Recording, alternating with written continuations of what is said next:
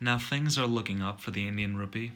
Um, because Brent crude oil, which was one of the major contributors for why the rupee had become so unstable in the first place and why the Indian government had spent so much, since that standard has had a sharp decrease, that means that India will be spending less overall, and the bill that they'll be footing will be less, which will cause spending to go down and will cause more stability to return back into the market because suddenly the government has a lot more money to spend in other places, and suddenly the economy seems a lot more stable to have a foreign stake in.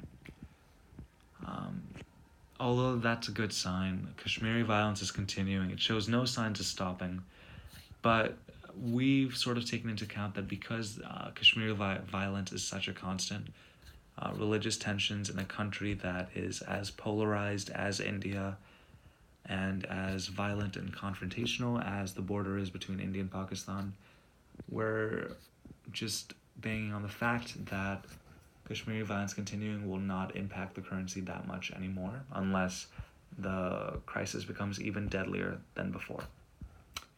Inflation is going down and interest rates are still decreasing, showing signs of an expansionary monetary policy the um, on the side of the Reserve Federal Bank and the government as a whole.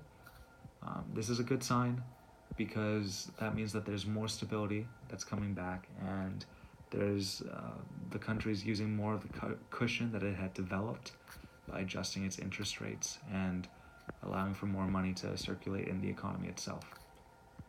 Thus, we expect the value of the rupee to appreciate. It's been under one of the craziest tailspins that it's ever been in.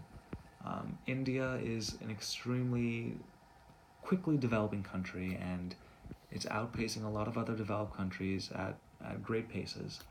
And so, for a long time, it was Asia's best performing currency.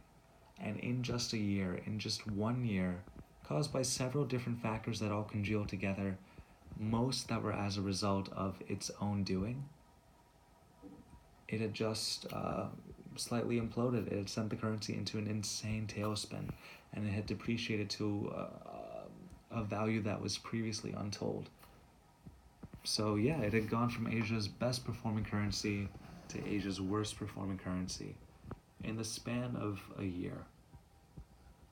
But because of the new factors that are emerging, and because of the fact that the factors that were analyzed, specifically crude oil and interest rates and inflation going down, there is hope for the currency, and there's hope that the currency will eventually appreciate.